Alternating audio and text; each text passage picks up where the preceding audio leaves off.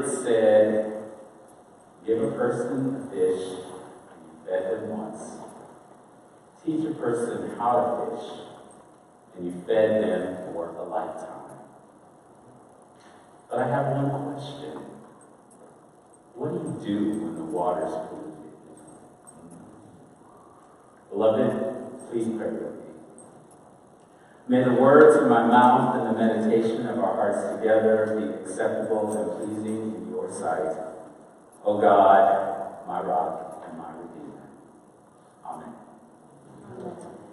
In today's New Testament reading, we are treated to a family quarrel that played out without a tidy resolution. In fact, you could argue that the Bible itself is an ongoing series of debates and quarrels about all sorts of issues, and little in the way of clear resolution on those debates, which is why we have lots of different denominations. In the case of today's reading, what's at issue is salvation. How did one obtain it? So on one side, we have those who believe that salvation wasn't earned at all, that it was a matter of grace or unmerited favor, and that all we can do is to believe in the power of Jesus to save us. The Pauline school embodied such a belief, which had a great appeal to Gentile audiences, and I think contributed greatly to Christianity's expansion. But on the other side were the so-called Judaizers, those who believe that salvation is evidenced by adhering to the law. For them, faith or belief alone was not enough, as evidenced by James's proclamation that faith without works is dead. The Judaizers understood that there were very real dangers to untethering our faith from actions and evidence, because we can easily delude ourselves into thinking that our goodness and good intentions alone can carry the day, which is why James's words are so vitally important and critical. They challenge because they demand action by calling us out of our slumber of believing that belief is enough. Which of course brings us to our Lenten theme of reparations, specifically reparations for Black Americans who are descendants of those enslaved. It seems to me that this topic makes people uneasy precisely because even broaching it demands grappling with all of the implications. It requires a reckoning of biblical proportions, pun intended. And such a reckoning requires data or receipts. The Racial Equity Institute's groundwater approach is one such resource that helps us to understand the sheer magnitude of the problem. And I'm going to paraphrase here a story they tell, an allegory or metaphor, called The Fish, the Lake, and the Groundwater. So the story goes something like this. There are fish in a lake, and you notice that one is belly up. Your immediate response is likely to assume that there's something wrong with the fish. But then you come back sometime later and you notice that lots of fish are belly up. And you begin to suspect that there's something in the water. But then you travel to lakes in the nearby vicinity and you notice that there are fish belly up in those lakes. And then you get the sneaky suspicion that there is something in the groundwater. So in this story, the hunches about what's going on change slowly as we begin to apprehend the increasing scope of the problem. The fish in this story represent individuals, then groups, and the lakes are the various sectors of society, education, criminal justice, healthcare, housing, to name several. But the fact that they're all producing similar results in all of the lakes means that the problem is the groundwater. And the authors remind us that when you think about it, 95% of all the groundwater is below the surface. And all of this leads them to conclude the following. We live in a racially structured society, and that is what causes racial inequity. The groundwater metaphor is based on three observations. One, that racial racial inequity looks the same across systems. 2, that socioeconomic difference does not alone explain racial inequity. And 3, that inequities are caused by systems regardless of people's culture or behavior. I want to repeat the last one again because it's really important. Inequities are caused by systems regardless of people's culture or behavior. Embracing these truths forces leaders to confront the reality that all of our systems, institutions, and outcomes emanate from a racial hierarchy on which the good old USA was built. In other words, we have a groundwater problem which requires groundwater solutions. So concretely, here's an example of what the groundwater produces in our country. African Americans are 2.3 times more likely to experience infant death, 1.9 times more likely to die of diabetes, 7 times more likely to be incarcerated as adults, 5.2 times more likely to be denied a loan, 2.7 times more likely to be searched on a traffic stop, 1.5 times more likely to be below proficient in reading in the 4th grade, 1.7 times less likely to own a home, 2.1 times more likely to be in foster care.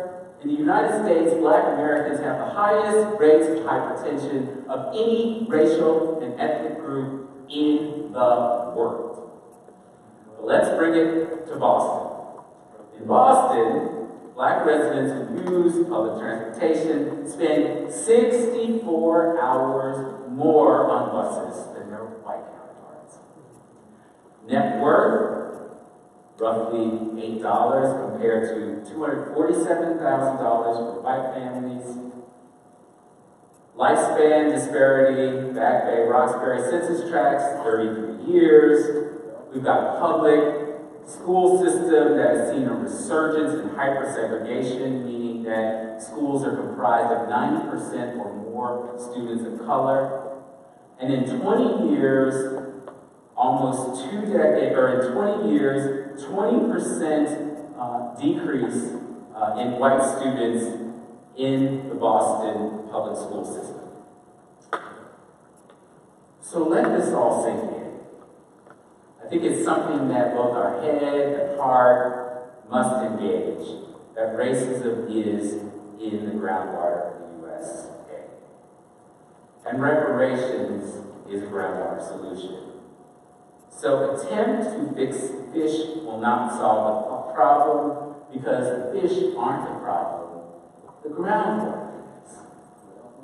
Thus, the conservative emphasis on character and the neoliberal belief in market solutions will fail because they're confusing the fruits for the roots. Teaching folks to fish when the waters are contaminated will continue to make them sick. It's the stories that I hear from my relatives who work tirelessly, doing everything they can to be successful, and yet finding themselves falling behind despite heroic efforts. They've learned how to fish, but the lakes are polluted. So at this point, let me state emphatically that reparations is not a handout, but rather the righting, the wholesale death and slaughter of the people is justice. Furthermore, reparations is far more a verb than it is a noun. It's a series of practices aimed at restoration and reconciliation. So about this time, there are many who will ask questions like, how do we do it? What about middle-class blacks? What about African ethnics? How can we be sure that the right people are benefiting? These questions, unwittingly or deliberately, often serve to muddy the waters, so much so that we're left with a kind of paralysis of analysis and decry that it's just too hard to accomplish. And to that I ask, is it really too hard? Or is there simply a lack of moral and ethical will and imagination? Here's what I do know. If we do nothing, the disparity, no, the inequity, no, the iniquity, will never be reconciled. Do you realize how much it costs to do nothing? And here's the ugly fact that many white Americans do not understand. Your Jim Crow diet is killing you too. Listen to what Martin Luther King said back in 1965. He said, "It may be said of the slavery era that the white man took the world and gave the Negro Jesus. Then it may be said of the Reconstruction era that the Southern aristocracy took the world and gave the poor white man Jim Crow. And when his wrinkled stomach cried out for food and that his empty pockets could not provide, he ate Jim Crow, a psychological bird that told him that no matter how bad off he was, at least he was a white man, better than the black man. And when his undernourished children cried out for the necessities that his low wages could not provide, he showed them Jim Crow signs on the buses and in the stores, on the streets and in the public buildings. And his children learned to feed upon Jim Crow, their last outpost of psychological oblivion." But here's something more recently, taken from Jonathan Metzl's Dying of Whiteness, how the politics of racial resentment is killing America's heartland, where he recounts a chilling conversation with Trevor, an uninsured white man in Tennessee diagnosed with hepatitis C. Tennessee did not have Medicaid expansion, therefore he had no access to a lot of the life-saving treatments. So when Metzel told him that across the river in the state of Kentucky, they did have Medicaid expansion, and there he might receive life-saving treatment, Trevor's response was, "No thanks." He didn't want his taxpayer dollars going to welfare queens and Mexicans. Where is Trevor today? Trevor is dead. So the evidence is abundantly clear, and its depth and breadth all point to the necessity of broader and deeper action. We have a faith tradition that calls us to proclaim liberty to captives and to act in accordance with that faith. Thus, the question is not whether, but how reparations take form. So where might we begin? Nicole Hannah-Jones, the mastermind of the 1619 Project, said in an interview that if she had only a couple of areas to focus upon in order to transform the racialized landscape of our nation, she would begin with housing and education, for they are both sectors that have the longest histories of entrenched racism, and both are reliably predictive of wealth and health.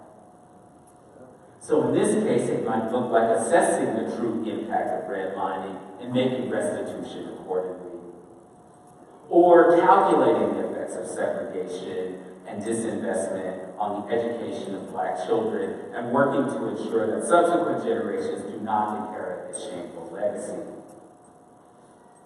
But those are macro examples, reparations with a big R. What I also want to invite you to consider is reparations, small r, which means working locally to address any one of the polluted lakes or sectors, if you will. But perhaps, though at this point, this is all really scary and overwhelming, and I understand. So let's back up a bit.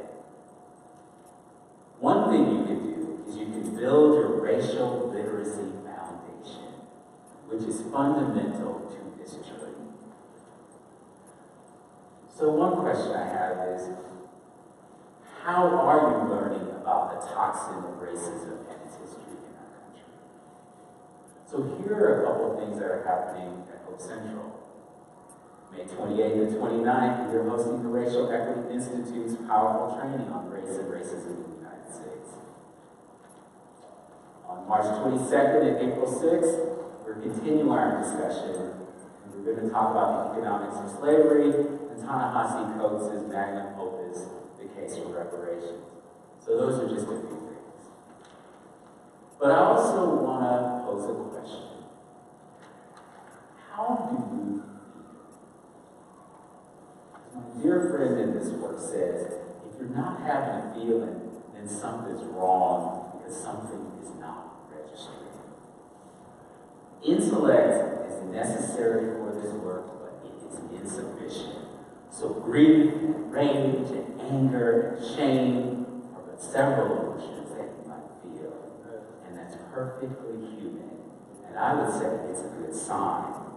Because I think your heart has to be broken open in order to really do this work. So how do we know that reparations work? That the works of our faith produce justice? And here's my best answer right now. For better and worse, we now live in a world of big data, and we know a lot more about the health and well-being of our citizens than we ever did.